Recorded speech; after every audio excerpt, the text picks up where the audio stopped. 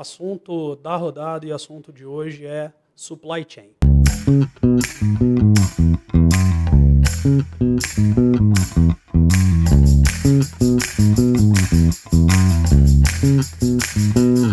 Supply chain dentro do universo de agronegócio e alimentos nem sempre significa a mesma coisa, né, Laerte? Isso é um bom tema para a gente discutir, João. Supply chain tem entendimentos diferentes dependendo do segmento que você está. Tradicionalmente, quando você pensa em supply chain, você está falando muito em logística, você está falando em planejamento, você está falando em armazenagem, movimentação. E isso vale muito para o segmento mais, vamos dizer, puro do agronegócio, onde você está falando de trading, você está falando de grãos, você está falando de produtos que você tem uma movimentação de volume muito grande, onde a logística é muito importante, onde garantir a execução disso é muito importante. E você tem não necessariamente uma ligação entre essa operação e a área comercial do ponto de vista de margem, precificação, gestão de risco, porque Que só nisso já tem uma oportunidade não, tem uma enorme, oportunidade né? enorme. São coisas diferentes que eu vou comentar um pouquinho como a agroindústria alimentar pensa. Então, na área de grãos, na área de commodities, a logística é muito importante, o supply chain é muito importante como desenvolvedor da operação, para que ela funcione bem. Quando você vai para a área de agroindústria alimentar, a gente começa a olhar de uma maneira um pouquinho diferente. Para mim, o meu entendimento de supply chain é você conseguir fazer a gestão end-to-end do seu negócio.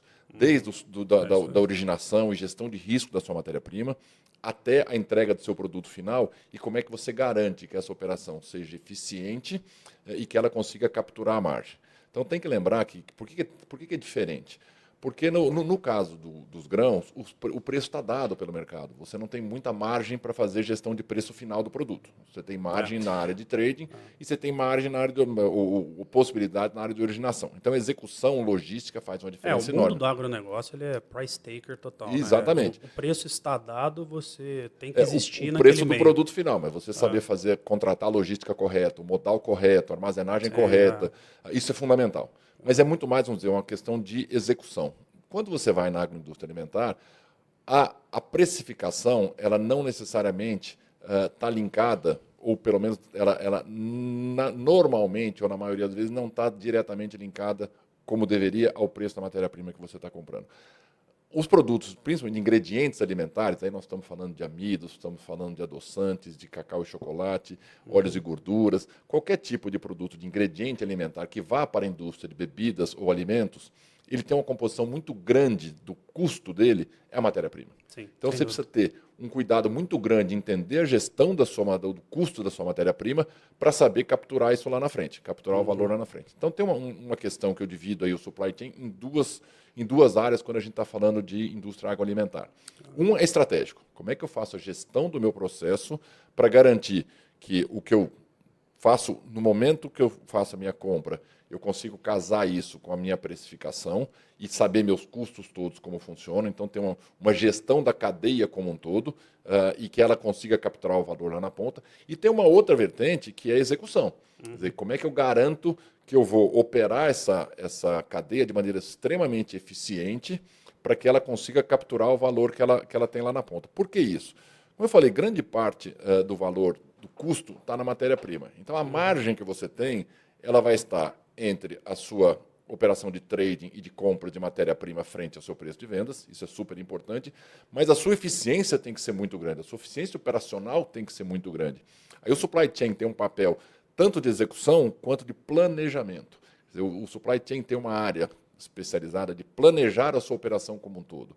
Planejar quais são os volumes que eu vou produzir vindo do comercial, como isso vai ser trabalhado dentro das minhas plantas operacionais para garantir que eu vou entregar o que foi produzido, como é que eu vou abastecer as minhas fábricas desses produtos, de maneira a manter inventários baixos, porque como as margens não são gigantes, se você tiver inventários altos, estoques muito altos, o seu custo financeiro vai para o espaço.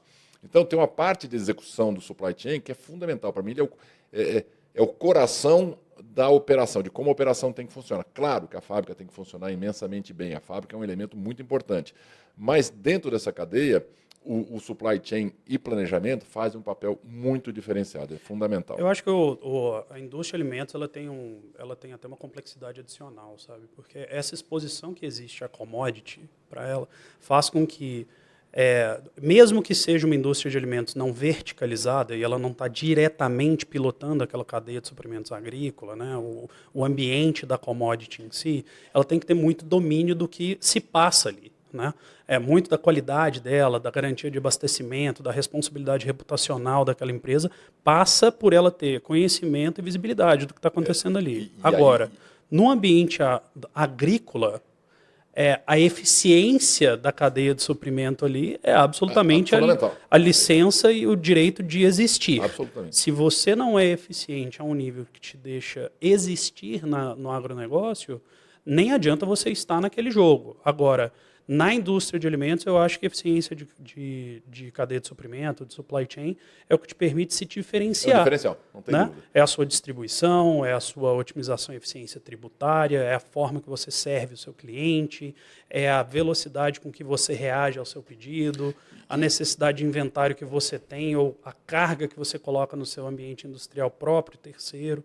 Eu acho que eficiência em supply chain para ambos os lados, né, no agronegócio, na indústria de alimentos, características relativamente diferentes, apesar de que os ambientes e as palavras-chave elas vão parecer próximas, mas não necessariamente significam o mesmo. Mas eu acho que tem uma questão muito importante, quando a gente fala de supply chain, essa visão integrada, é que o valor ele vai migrando em determinadas partes do seu negócio.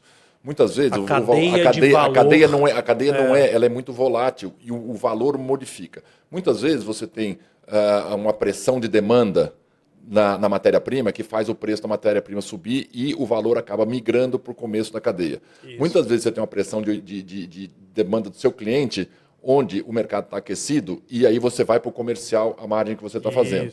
Então o que acontece? Vou dar um exemplo aqui que eu uso, eu acho interessante para as pessoas terem um pouco mais de entendimento como eu penso um supply chain e por que tem que ser uma cadeia integrada e não são partes diferentes. Não é uma soma de partes, é um alinhamento, a integração dessas partes.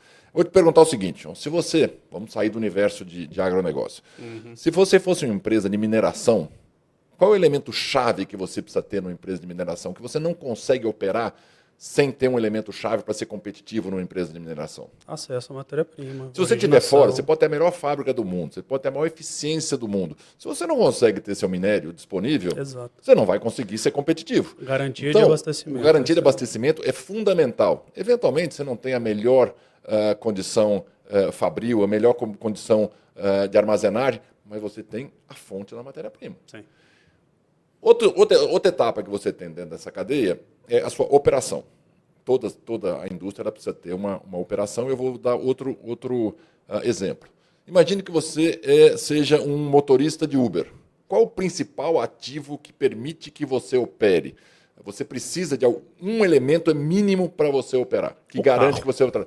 Exato. Se você não tiver o carro, você pode ter o melhor motorista do mundo, você pode ter o melhor sistema de aplicativo do mundo que vai te chamar. Se seu carro estiver quebrado, acesso a combustível, não vai funcionar. Mora do lado do posto. Mas não vai funcionar, cara, porque o seu carro não está rodando, você não vai fazer. Ele quebra toda hora, você não vai fazer. Então, o ativo é muito importante, como na indústria também é importante. Mas só ter um ativo que funcione bem não garante que você vai ter sucesso. Porque se você não estiver comprando bem, originando bem, você vai processar um produto caro que não tem valor de mercado. Sem dúvida nenhuma. A próxima etapa, se você olhar, vamos fazer outra analogia. Quando você fala em indústria farmacêutica. O principal elemento da indústria farmacêutica é produto, cara. Sim. Se você não investir em P&D e não desenvolver produto, você não tem o que vender. Você vai vender produto commodity de farmacêutico que não vale nada.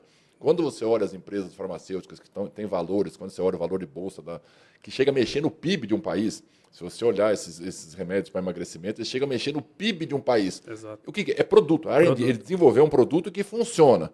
Você acha que está muito preocupado com o custo da matéria-prima dele?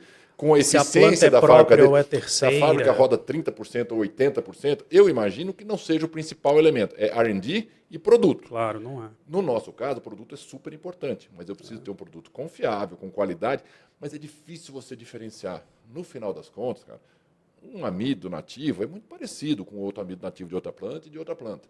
Mas você precisa ter produtos, garantir produtos de qualidade.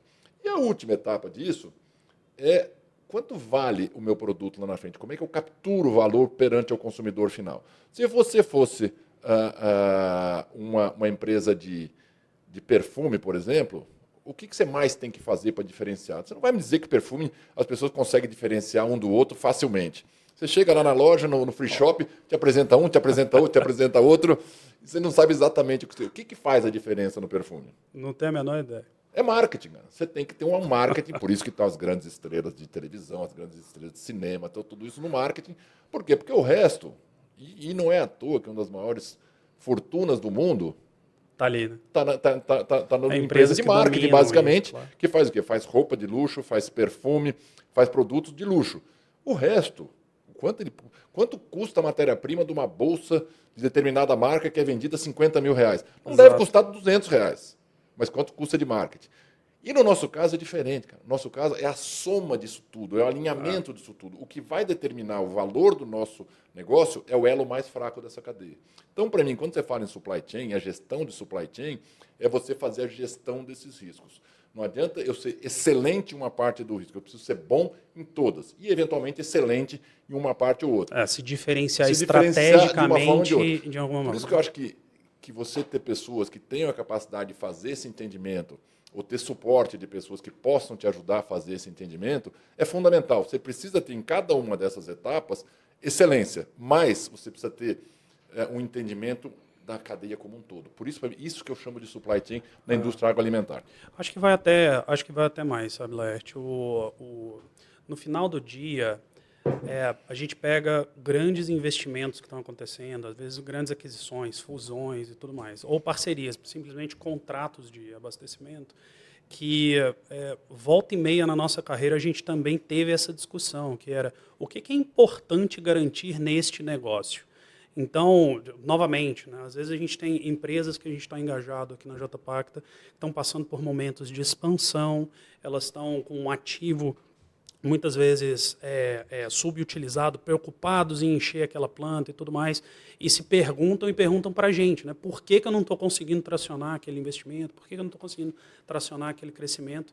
E no final do dia, às vezes o que está faltando é esse entendimento da cadeia de valor. De onde está o elo fraco da cadeia? Exato. Onde é que eu e onde ele tem que fazer o negócio dele tracionar.